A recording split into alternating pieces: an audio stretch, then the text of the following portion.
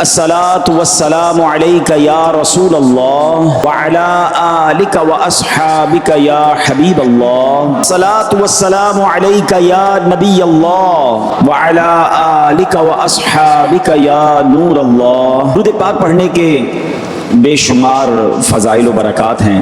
مولا علی کرم اللہ تعالی وجہ الکریم اس حدیث کے راوی ہیں۔ آپ نے ارشاد فرمایا، جس نے جمعہ کے دن 100 مرتبہ نبی کریم صلی اللہ تعالی علیہ وسلم پر درود پڑھا اور وہ اپنے ساتھ قیامت کے دن آئے گا تو ایک ایسا نور لے کر آئے گا، اسے اگر تمام مخلوق پر تقسیم کر دیا جائے تو کافی ہوگا۔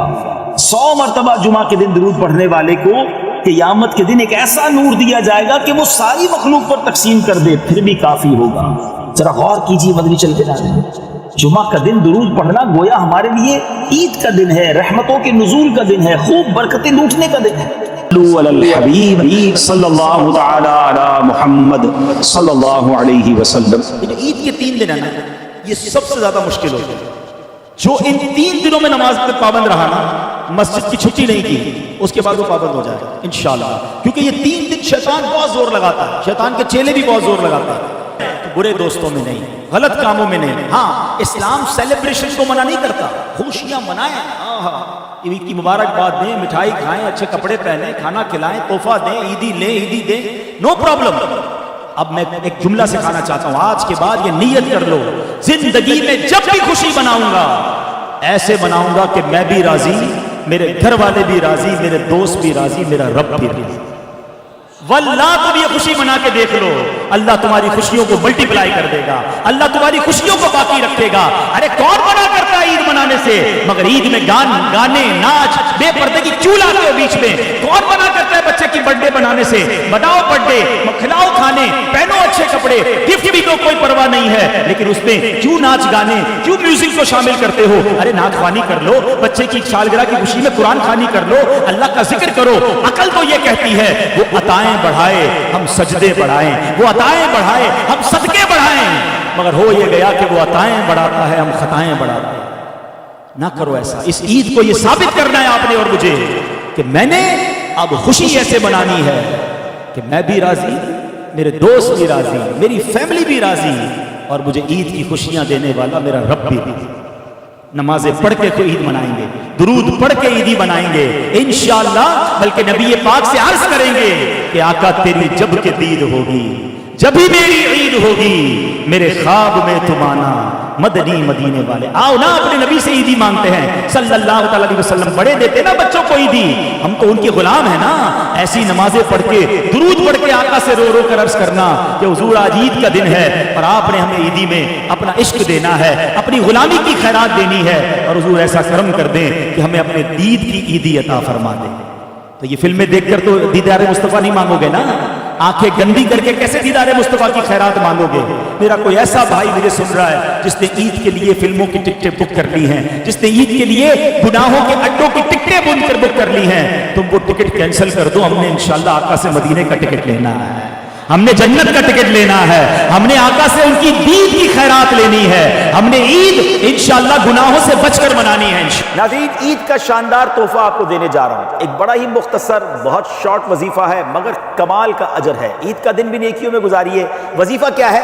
جو شخص عید کے دن 300 مرتبہ سبحان اللہ و بحمدہ پڑھے اور تمام فوت شدہ مسلمانوں کی، یعنی جو دنیا سے چلے گئے مرحومین ہیں، ان کی ارواح کو، ان کی روحوں کو ایصال ثواب کرے تو ہر مسلمان کی قبر میں 1000 انوار داخل ہوتے ہیں، اور جب یہ پڑھنے والا خود مرے گا تو انشاءاللہ اللہ کی رحمت سے اس کی قبر میں بھی 1000 انوار داخل کیے جائیں گے۔ سبحان اللہ و بحمدہ 300 بار پڑھنے میں بہت تھوڑا وقت لگتا ہے، انشاءاللہ مرحومین کا بھی بھلا ہو جائے گا، پڑھنے والے کا بھی بھلا ہو جائے گا۔ امید کرتا ہوں اس عید کو یہ وظیفہ ضرور کریں گے اور اس میسج کو بھی عام کریں گے۔ عید کے دن کرنے والے کام: اللہ تعالیٰ کا شکر بجا لانا، عید کی رات میں عبادت کرنا، عید کی نماز کے لیے غسل کرنا، مسواک کرنا، اچھے کپڑے پہننا، خوشبو لگانا، صدقہ فطر ادا کرنا، عیدگاہ جانے سے پہلے کچھ کھا لینا، عذر نہ ہو یعنی کوئی تکلیف نہ ہو یا کوئی مسئلہ نہ ہو تو پیدل عیدگاہ کی طرف جانا، عیدگاہ آنے اور جانے کا راستہ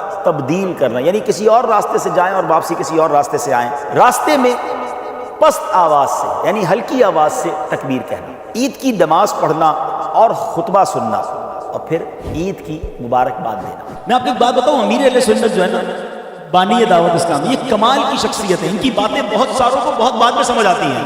میں اپنی بات کرتا ہوں, جب بہت پہلے امیر اہل سنت نے ایک اعلان کیا تھا کہ عید کے 3 دن مدنی قافلے میں بولوں یار اعتکاف 10 دن کیا, عید تو گھر والوں کے ساتھ منانے دو, عید بھی قافلے میں نہیں, عید 3 دن مدنی قافلہ. اچھا اس وقت سمجھ نہیں آئی, بعد میں سمجھ آئی کہ کیا کمال کا پلان ہے بھائی. ان 3 دنوں میں تو شیطان اور برے دوست گناہوں کی طرف لے جاتے ہیں. کہتے ہیں سیلاب آئے, طوفان آئے تو سائڈ پہ ہو جاؤ, ریلا گزر جائے گا تم بچ جاؤ گے. یہ 3 دن گناہوں کا ریلا آتا ہے. سبحان اللہ, میرے مرشد کہتے ہیں 3 دن مدنی قافلے میں چلے جائیں, اللہ کے گھر میں بیٹھ جاؤ, گناہوں کا ریلا گزرنے دو. چوتھے دن سارے دوست کام کاج پہ لگ جائیں گے. اب کسی کے پاس اتنا ٹائم نہیں ہوگا, تم بھی آگے اپنے کام کاج پہ لگ جاؤ گے, تو وہ گناہ والا جو سیلاب ہے نا اس سے بچ جاؤ گے. تو یہ کمال کا انداز ہے. میں آپ کو بھی مشورہ دیتا ہوں, اگر ممکن ہے تو عید کے 3 دن مدنی قافلے میں, اور اگر نہیں جا رہے یہ پتہ نہیں کیا شیطان نے گیم کی ہے ہمارے ساتھ کہ جب بھی ہم خوشی مناتے ہیں نا, پتہ نہیں کیا خبط سوار ہو جاتا ہے کہ اس خوشی میں اللہ کو ناراض کرنے والا کام کہیں نہ کہیں سے ایڈ کر دیتے ہیں. اب عید بڑی انعام کا دن ہے, یعنی اس دن تو مغفرت تقسیم کرنے کے وعدے ہیں, مگر اس دن گانے باجے ناچ گانے, روڈوں پہ آپ دیکھتے ہیں اسپیکر لگ جاتے ہیں, لوگ بے حیائی کی طرف جا رہے ہوتے ہیں, فلموں کی ٹکٹیں بک ہو جاتی ہیں. اچھا عید میں یہ ہوا. اچھا اب آگے چلتے ہیں برتھ ڈے. پہلے تو اولاد کی بڑی تمنا ہے, بڑی دعاؤں سے اولاد ہوئی تو اس کی جو پارٹی کی, اس میں کوئی نہ کوئی گانے باجے ناچ گانے ہو گئے. برتھ ڈے ہوئی تو جناب برتھ ڈے کے اندر کوئی نہ کوئی غلط کام کرنا ہے. اچھا جناب شادی ہوئی, اللہ اکبر, پہلے تو ماں باپ کتنی دعائیں کرتے ہیں بچوں کی شادی ہو جائے, اللہ اچھا رشتہ دے دے. جیسی شادی ہوئی تو شادی کے تو اتنے فنکشنز اور ایسے سے کام غلط ہونا شروع ہو گئے کہ میں کہوں تو غلط نہیں ہوگا کہ کون سا گناہ ہے جو شادی میں اب نہیں ہو رہا. پھر آگے چلے, نیا گھر اللہ نے دیا نا, نعمت ملی, اس نئے گھر میں دوستوں کو بلانا ہے تو کوئی ایسا کام کرنا ہے جس میں رب ناراض ہو جائے. نیا بزنس شروع کیا, کوئی انوگریشن ہے, چاہے آپ کی جناب پروجیکٹ کی انوگریشن ہے, کوئی آپ کی دکان کی انوگریشن ہے, افتتاح ہے, تو اس میں بھی بعض اوقات ایسے کام ہو رہے ہوتے ہیں جو نہیں ہونے چاہیے. تو یہ کہاں سے شیطان نے گیم کیا ہے کہ عقل کیا کہتی ہے کہ جب جو مجھے دینے والا ہے اس کا میں تھینکس کہوں گا, اس کا شکریہ ادا کروں گا, نہ کہ اس کو ناراض کروں گا. تو ہم اتنے عجیب ایک دورائے پہ آ کے کھڑے ہو گئے ہیں کہ خوشی اور گناہ یہ ساتھ ملا لیا ہے ہم نے. آج اگر ایک میسج لے لیں نا ناظرین, میں سمجھتا ہوں میرا یہ پروگرام قبول ہو جائے گا, پروگرام وصول ہو جائے گا, کہ آج ایک میسج لے لیں کہ وہ کیسی خوشی ہے کہ میں تو خوش ہو رہا ہوں, میری فیملی خوش ہو رہی ہے, میرے دوست خوش ہو رہے ہیں, اور میرا رب ناراض ہو رہا ہے. مجھے خوشی دینے والا ناراض ہو رہا ہے, باقی ہم انجوائے کر رہے ہیں. یہ کیسی خوشی ہے, مجھے اس کا جواب دے دیں. ایک نیت کر لو, آج میں خوشی آئندہ ایسے مناؤں گا کہ میں بھی خوش, میرے بچے بھی خوش, اور میرا رب بھی راضی. Simple is that. اور اس فارمولے میں رانگ کچھ نہیں ہے. اچھا جب اللہ کو راضی کر کے خوشی منائیں گے نا, شکر کر کے منائیں گے, تو اللہ کیا فرماتا ہے, لَإِن شَكَرْتُمْ لَأَزِيدَنَّكُمْ, تم میرا شکر ادا کرو میں تمہیں اور عطا کروں. یعنی اٹ مینز میری خوشیاں ملٹیپلائی ہونا شروع ہو جائیں گی.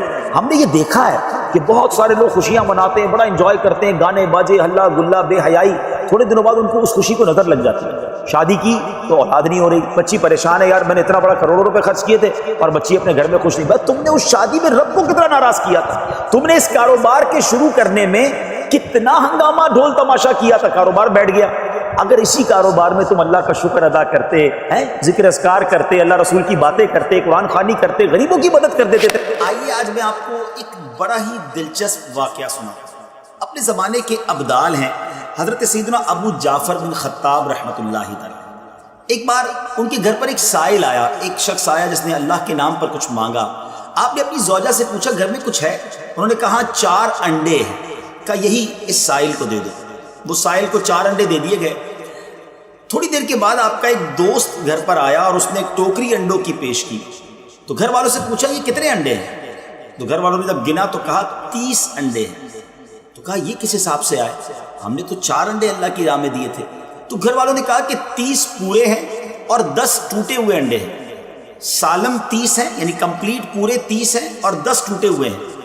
تو بتایا یہ گیا کہ جب انہوں نے صدقہ دیا تھا تو 3 انڈے سالم تھے, پورے تھے, اور 1 انڈا ٹوٹا ہوا تھا. اللہ اکبر. ہمارے بزرگوں کو یہ یقین ہوا کرتا تھا کہ اللہ کی راہ میں خرچ کریں گے تو اللہ 1 کا 10 یا اس سے زیادہ ہی عطا فرمائے گا. تو ٹوٹے ہوئے انڈوں کے بدلے 10 ٹوٹے ہوئے انڈے آئے, اور 3 سالم پورے انڈوں کے بدلے 30 پورے آئے. سبحان اللہ. اس واقعے سے سیکھنے کو کیا ملا ناظرین؟